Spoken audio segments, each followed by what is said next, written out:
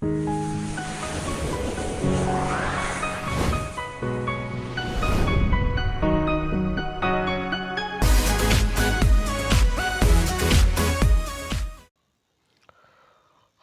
Viewers, welcome to our channel Excel English zone. एक बार पुनः एक्सेल इंग्लिश जोन पर आप तमाम व्यूवर्स का हार्दिक स्वागत, हार्दिक अभिनंदन। इस ऑब्जेक्टिव क्वेश्चन के वीडियो लेक्चर में एक बार फिर से हम लोग आ चुके हैं पार्ट 12 लेकर। जी हाँ, पार्ट 12 जिसमें कि पोइट्री सेक्शन से, पोइट्री मतलब कहानी नहीं बल्कि कविता होती है। इसके पहले वाले जो वीडियोस अपलोड हुए हैं वो सारे के सारे प्रोज के हैं, यानी कि कहानी के हैं। तो अब पोइट्री का पहला चैप्टर जिसका नाम है sweetest love I do not गो, इससे आज हम लोग टॉप 20 सिलेक्टेड क्वेश्चन करेंगे। क्वेश्चन करने से पहले सदा की तरह, यानी कि हमेशा की तरह, एक शानदार मोटिवेशनल जो कि आपके मन को बदल के रख देने वाली शेर के साथ हम लोग शुरुआत करेंगे। जी हाँ, शेर कुछ इस तरीके का है। ना पूछो कि मेरी मंजिल कहाँ है, ना पूछो कि मेरी मंजिल कहाँ है, अभी तो सफ़र का इरादा किया हूँ। न हारूंगा हौसला उम्र भर, ये मैंने किसी और से नहीं खुद से वादा किया है। बिल्कुल अपने आप से वादा कर लीजिए कि हमको रगड़ के रख देना है, हिला के रख देना है, गर्दा उड़ा देना है। बिल्कुल ऐसी तैयारी हो जाए और मैं मुन्ना सर वादा करता हूँ कि हमेशा हर पग पे आपके साथ रहूँगा। इसलिए आप वीडियो लेक्चर को बारीकी से रेगुलरली स्टडी करें। So without wasting our time हम लोग शुरू करते हैं बिना किसी देरी के।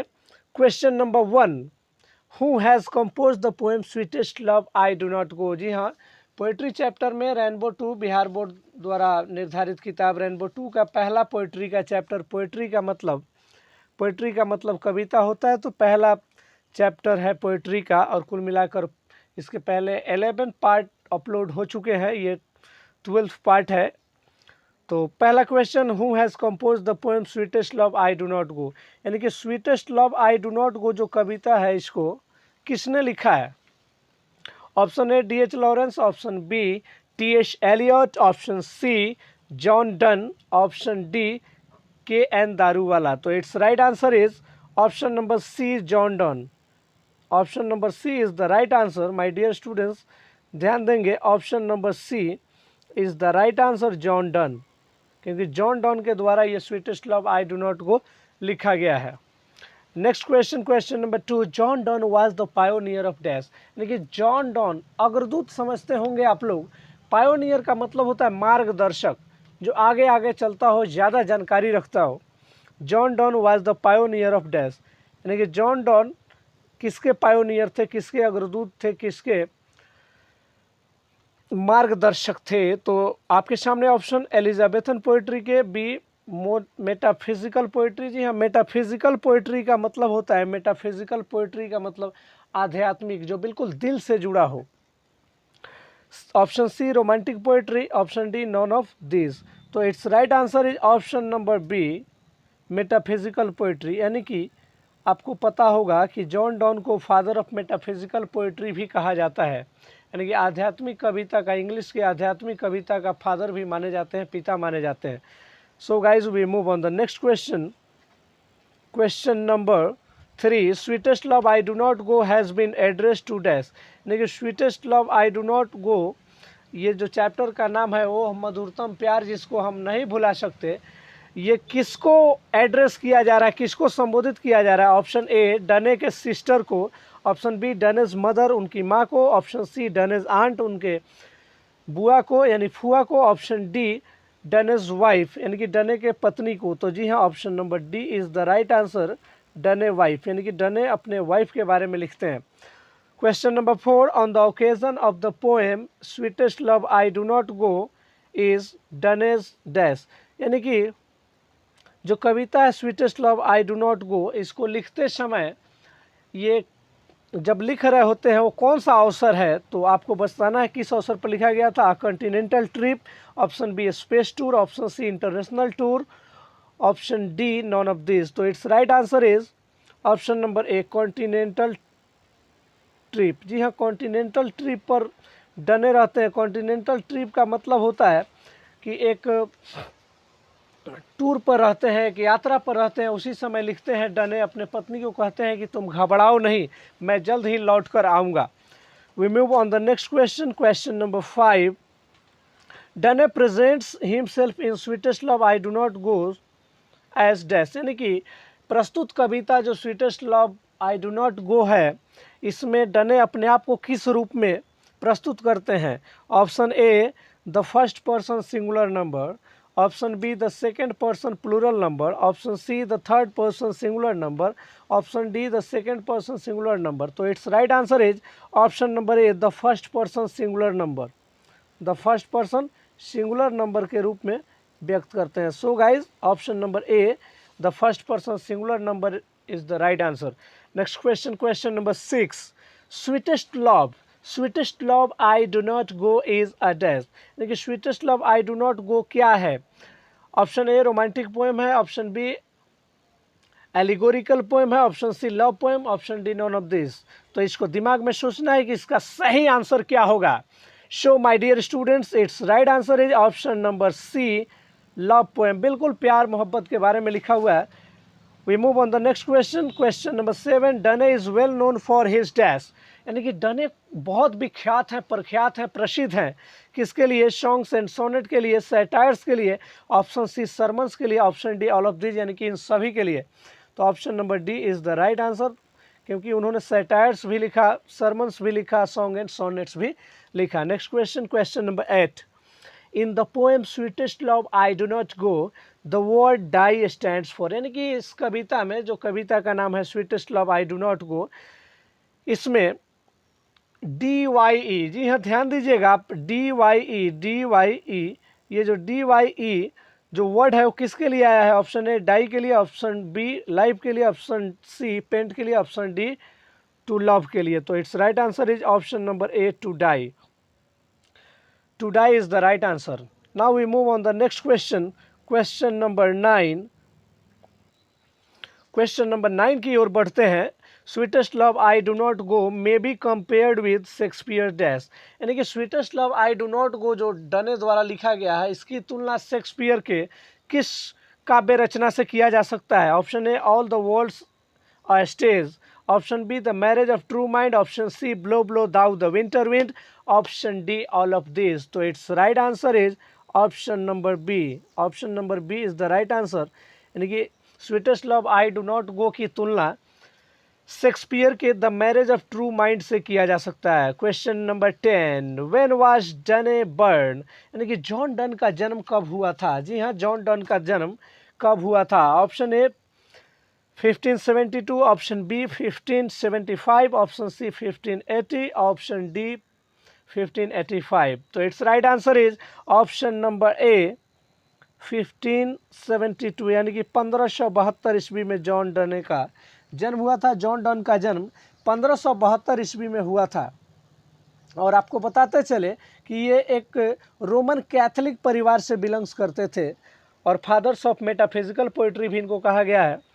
We move on the next question, question number 11। When was John Donne died, John Donne की मृत्यु कब हुई, यानी कि कब मर गए? Option A 1621, option B 1625, option C 1631, option D 1675। तो it's right answer is option number C 1631 में इनका इंतकाल हो गया, इनकी मृत्यु हो गई।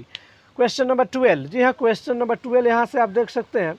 Which of the following is डने work, यानी कि निम्नलिखित में से कौन डने का कार्य किया गया, यानी कि डने द्वारा रचा कविता है? Option A song and sonnets, option B satires and elegies, option C sermons, option D all of this. तो it's right answer is option number D all of this, यानी कि ये सभी डने के द्वारा रचा गया है। Next question, question number 13। John Donne was forced to leave Oxford University because of his dash. Option A colour, option B religion, option C education, option D none of this. तो इस क्वेश्चन को थोड़ा सा समझते हैं कि John Donne को Oxford University छोड़ना पड़ा, आखिर कारण क्या था, किस कारण से छोड़ना पड़ा? तो कलर के चलते, यानी कि उनके रंग के चलते, ऑप्शन बी रिलीजन यानी धर्म के चलते, ऑप्शन सी एजुकेशन यानी शिक्षा के चलते, option D none of this. तो it's right answer is option number B religion के चलते। आप तमाम रीडर्स को, तमाम विद्यार्थियों को मैं बता दूं, क्योंकि वो एंटी कैथोलिक थे, इस वजह से इनको फोर्स करके ज़बरदस्ती कॉलेज से बिना डिग्री के ही निकाल दिया गया था। Question number 14, Donne belongs to dash. Donne कहाँ से थे, कहाँ उनका घर था, तो option B England. Donne England से बिलोंग्स करते थे। We move on the next question. Question number 15, the speaker's beloved sigh away. Sigh मतलब होता है कराहना। साई का मतलब क्या होता है, कराहना, कर करा ह न करना, कराहना। तो जो डने की बिलोवेड थी, बिलोवेड का मतलब प्रेमिका होता है। जी हाँ, बिलोवेड का मतलब प्रेमिका होता है। प्रेमिका किसी गर्ल को बोलते हैं और बॉयज़ को यानी कि लड़का को हम लवर बोलते हैं। So the speaker's beloved sigh away dash. Option A not wind, option B wind, option C sun, option D weather. तो ये चैप्टर से बिल्कुल हू बहू इस जो कविता है उसमें का लाइन्स को उठा के पूछ दिया गया है। तो option number A not wind is the right answer. We move on the next question. Question number 16. The speaker's live blood decay when dash। यानी कि जो स्पीकर है, स्पीकर का मतलब वक्ता, जो इसमें कुछ कहता है उसको वक्ता बोलते हैं। वकने वाला, जैसे स्पीकर में से आमतौर पर स्पीकर लगाते हैं तो आवाज़ निकलता है ना, उसी तरह स्पीकर किसी भी चीज़ में कुछ कहता है। तो question number 16, the speakers live blood decay when. अच्छा, डिके का अर्थ एक बार फिर से आप ध्यान दीजिएगा। डिके का अर्थ क्या होता है, डिके का अर्थ होता है विघटन हो जाना, छीन हो जाना, यानी कि घटने लगना, कमज़ोर हो जाना। तो speakers live blood decay when dash, यानी कि ये जो स्पीकर हैं जॉन डन, इनका भी खून जो है विघटित होने लगता है। कब, वेन यानी कि जब, हिज बिलवेड डिके यानी कि उनकी प्रेमिका डिके होती है, his life blood decays. Option C his study spoil, यानी कि उनका जब पढ़ाई बर्बाद होता है। तो it's right answer is option number B. जी option number B is the right answer, his life blood decay. His life blood decay, यहाँ पर आप देख सकते हैं इधर लेफ्ट साइड में भी इसका थोड़ा सा आंसर है। तो इसमें 3 ही ऑप्शन दिए गए हैं, ए, बी और सी। तो it's right answer is option number B, his life blood decay. Next question, question number 17, the speaker ask his beloved not to for think him.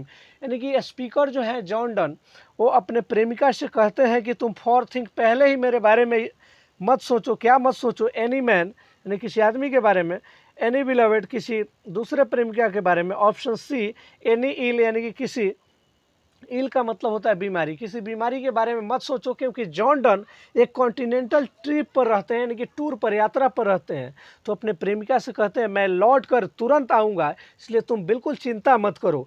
So guys option number C is the right answer, यानी कि किसी इल, कोई बीमारी के बारे में चिंता मत करो। We move on the next question.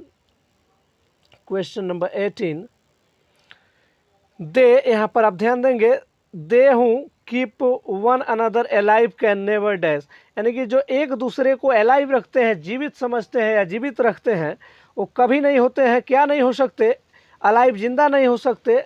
B save यानी कि सुरक्षित नहीं हो सकते। ऑप्शन सी गोज नहीं हो सकते। ऑप्शन डी डाई यानी कि मर नहीं सकते।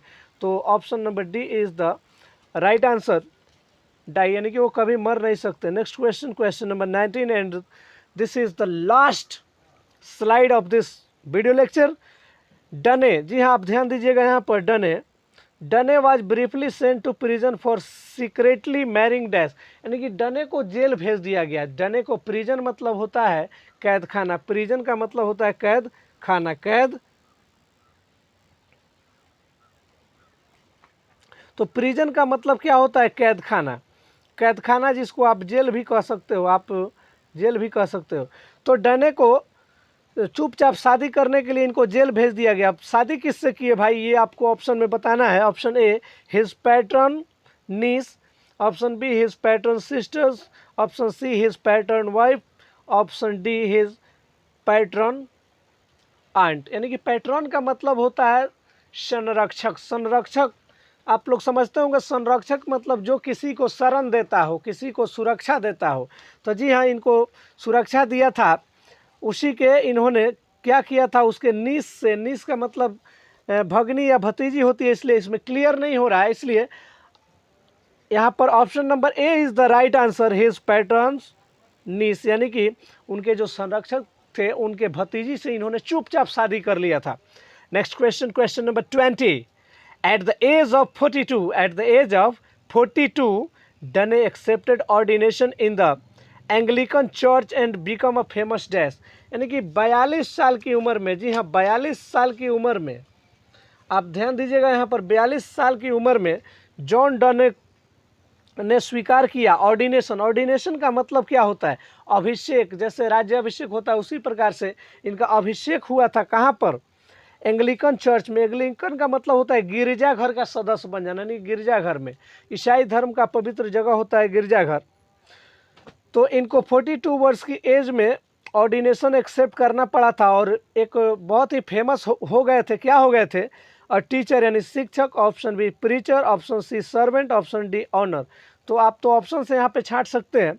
ऑप्शन नंबर बी प्रीचर, यानी कि एक प्रीचर हो गए थे। प्रीचर का मतलब होता है वैसे व्यक्ति जो कि किसी को सही सलाह देता है, राह बताता है, यानी कि एक शब्दों में आप कह सकते हैं प्रवचन करता है। एक शब्दों में आप क्या बोल सकते हैं? प्रवचन करता है।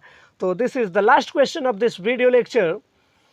देन आपको वीडियो कैसा लगा बिल्कुल आप कमेंट बॉक्स में लिखिए, और क्या त्रुटि रह गई है इसमें, क्या कमी रह गई है, इसको भी आप कमेंट बॉक्स में ज़रूर लिखें। सलाह सुझाव के लिए हमेशा कमेंट बॉक्स आपके लिए खाली रहता है। और आगे आपको क्या चाहिए और क्या बेहतर चाहिए ज़रूर लिखें। मैं कोशिश करूँगा कि उस टॉपिक पे वीडियो बनाऊँ। So guys, please subscribe my channel. Thanks for watching. Bye bye. Have a nice day. Be happy and be the best.